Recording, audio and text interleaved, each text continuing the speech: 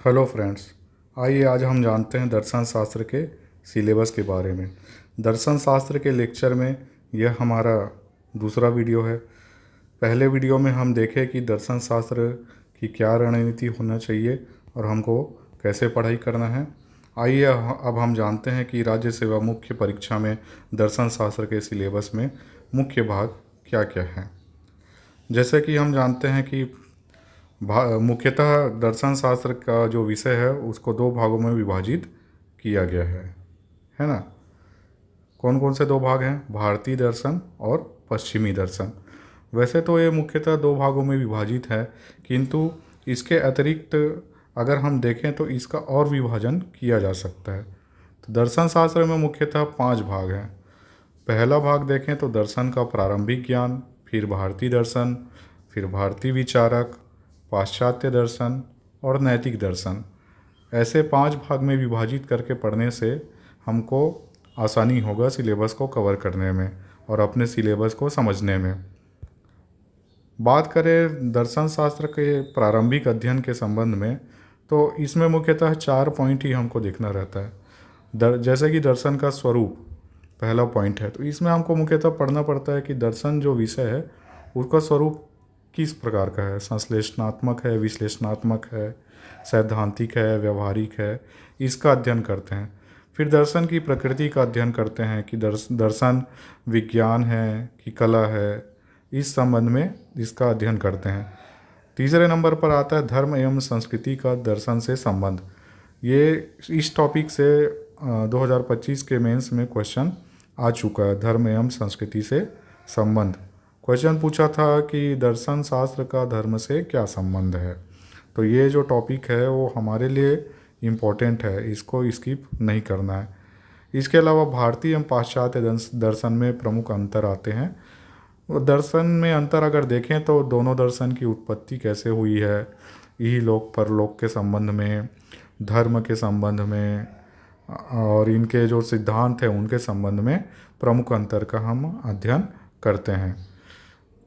भारतीय दर्शन के संदर्भ में देखें तो प्रमुख जो भारतीय साहित्य है जैसे कि वेद, उपनिषद और गीता, इनमें दिए गए कुछ इम्पोर्टेंट टॉपिक्स है उनका अध्ययन करते हैं। जैसे वेद के अनुसार ब्रह्म क्या है, उपनिषद के अनुसार ब्रह्म क्या है, आत्मा क्या है, रीत, नैतिक नियम इत्यादि के बारे में अध्ययन करते हैं।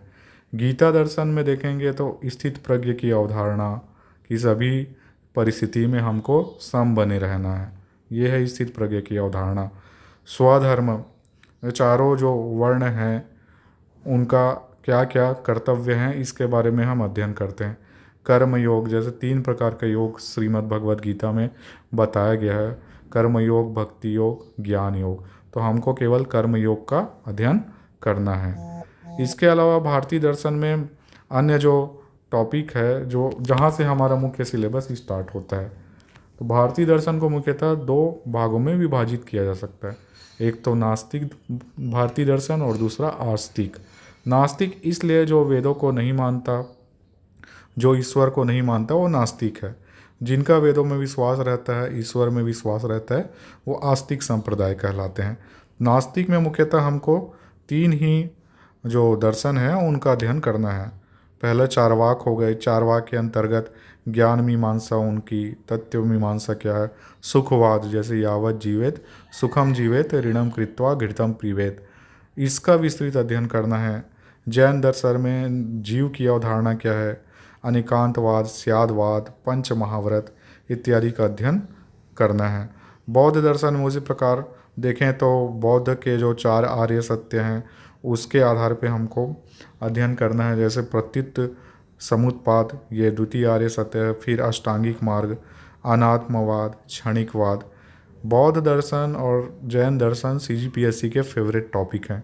यहाँ से बहुत क्वेश्चन आते हैं और हर साल क्वेश्चन आते हैं, तो इसलिए हमको नास्तिक में मुख्यतः जैन और बौद्ध में विशेष रूप से ध्यान देना है। आगे देखें आस्तिक संप्रदाय, जैसे कि मैं बता दिया हूँ कि आस्तिक कौन होते हैं। तो इसमें मुख्यतः षड दर्शन जो है उनका हमको अध्ययन करना है। सांख्य दर्शन में सत्कार्यवाद, पुरुष एवं प्रकृति की अवधारणा, विकासवाद। उसी प्रकार योग दर्शन में देखेंगे तो अष्टांग योग। न्याय दर्शन में प्रमा और अप्रमा असत्कार्यवाद।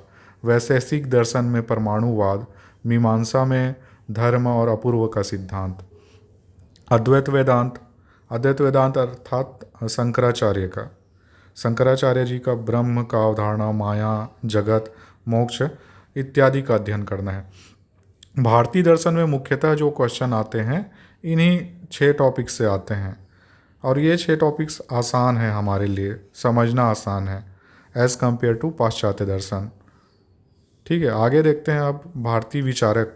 भारतीय विचारक हालांकि इतना भारी भरकम सिलेबस आपको दिख रहा है, किंतु ये आपका एक ही दिन में समाप्त हो सकता है। इसमें बहुत कुछ पढ़ने का नहीं है, बेसिक जो सिद्धांत है उन्हीं का अध्ययन करना है। जैसे इसमें कौटिल्य के बारे में अध्ययन करना है कि उनका प्रमुख सिद्धांत क्या है। इसमें से जैसे सप्तांग सिद्धांत, इसका हम इतिहास में भी अध्ययन कर लिए रहते हैं। फिर मंडल सिद्धांत, उसी प्रकार गुरु नानक देव जी का, इनका भी हम लोग भक्ति आंदोलन में अध्ययन कर लिए रहते हैं, उन्हीं का पढ़ना है। गुरु घासीदास बाबा जी का सतनाम पंथ की जो विशेषताएं हैं, इसका भी हम लोग छत्तीसगढ़ के इतिहास में, छत्तीसगढ़ की कला संस्कृति में अध्ययन किए रहते हैं, तो ये हमारे लिए आसानी जाएगा। वल्लभाचार्य जी का पुष्टि मार्ग, इनका भी हम इतिहास में अध्ययन करते हैं, तो उतना मेहनत करने की आवश्यकता नहीं। स्वामी विवेकानंद, ये हमारे लिए बहुत ही इम्पोर्टेंट है। इनसे क्वेश्चन आते ही हैं अल्टरनेट ईयर्स में। इस वर्ष जैसे सार्वभौम धर्म के बारे में पूछा हुआ था 8 नंबर के क्वेश्चन में, इसलिए स्वामी विवेकानंद हमारे लिए इम्पोर्टेंट हो जाते हैं। श्री अरविंद 2023 मुख्य परीक्षा में समग्र योग से क्वेश्चन पूछा हुआ था, और 2024 में अतिमानस से क्वेश्चन पूछा गया है मुख्य परीक्षा 2025 के मुख्य परीक्षा में, इसलिए श्री अरविंद हमारे लिए इम्पोर्टेंट है। महात्मा गांधी, इनका तो हम अध्ययन करते ही हैं। अहिंसा, सत्याग्रह, एकादश व्रत, ये हमारे लिए इम्पोर्टेंट हैं। भीमराव अंबेडकर, सामाजिक चिंतन। दीनदयाल उपाध्याय, एकात्म मानव दर्शन, ये टॉपिक भी हमारे लिए इम्पोर्टेंट है। इसमें से सर्वाधिक इम्पोर्टेंट देखा जाए तो स्वामी विवेकानंद, महात्मा गांधी जी, भीमराव अंबेडकर, ये हमारे लिए सर्वाधिक इम्पोर्टेंट है। इन तीनों टॉपिक से प्रत्येक वर्ष एक नए क्वेश्चन आना अपेक्षित रहता है। आइए जानते हैं पाश्चात्य दर्शन का क्या सिलेबस है। पाश्चात्य दर्शन में देखें तो पहला जो विचारक हैं प्लेटो के सद्गुण का अवधारणा हमको पढ़ना है। हालांकि थोड़ा बहुत जो इनसे जुड़ा हुआ आसपास का टॉपिक है उसका भी अध्ययन हमको करना है, वो मैं आपको कराऊंगा विस्तृत रूप से, क्योंकि प्लेटो को समझे बिना हम अन्य पाश्चात्य दार्शनिकों को नहीं समझ सकते।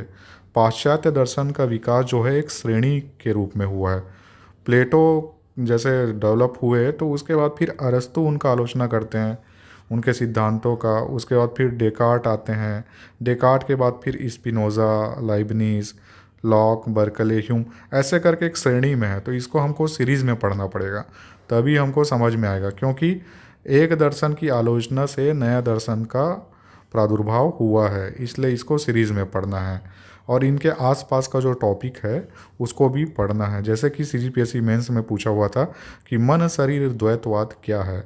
अब बहुत सारे लोग उस क्वेश्चन को अटेम्प्ट नहीं कर पाए। क्यों नहीं कर पाए? क्योंकि मन शरीर द्वैतवाद सिलेबस में लिखा हुआ नहीं है। हमको आवश्यकता है कि आसपास के जो टॉपिक हैं उसका भी अध्ययन करें। मन शरीर द्वैतवाद मुख्यतः रेनो डेकार्ट, स्पिनोजा और लाइबनिज से जुड़ा हुआ टॉपिक है, तो इसका भी हम अध्ययन करेंगे। इसके अलावा अब अगर मुख्य सिलेबस देखें तो प्लेटो में सद्गुण का सिद्धांत, अरस्तु जी का कारणता सिद्धांत, संत एसेल्म ईश्वर के अस्तित्व का तात्विक प्रमाण बताते हैं। डेकार्ट इम्पॉर्टेंट हैं, इस वर्ष के मेंस में क्वेश्चन पूछा हुआ था डेकार्ट की संदेह पद्धति के संबंध में। स्पिनोजा भी हमारे लिए बहुत इंपॉर्टेंट है, सर्वेश्वरवाद से क्वेश्चन आते रहते हैं, तो स्पिनोजा को अच्छे से करना है। लाइबनिज में मोनड सिद्धांत, पूर्व स्थापित सामंजस्य वेरी इंपॉर्टेंट टॉपिक, इसका अच्छे से अध्ययन करना है और इसमें पकड़ बना के रखना है। इसी प्रकार जॉन लॉक का ज्ञान मीमांसा, इस वर्ष पूछा भी है क्वेश्चन। पिछले वर्ष जैसे क्वेश्चन पूछा हुआ था कि टेबुला रासा क्या है ना, तो जॉन लॉक की अवधारणा है, आत्मा को उन्होंने टेबुला रासा कहा है। उसी प्रकार उन्होंने पूछा है कि जो दो गुणों के बारे में, प्राथमिक गुण और द्वितीय गुण के संबंध में इस वर्ष क्वेश्चन आया था जॉन लॉक से। तो लॉक भी हमारे लिए इम्पोर्टेंट है। उसी प्रकार बर्कले का सत्ता दृश्यता है।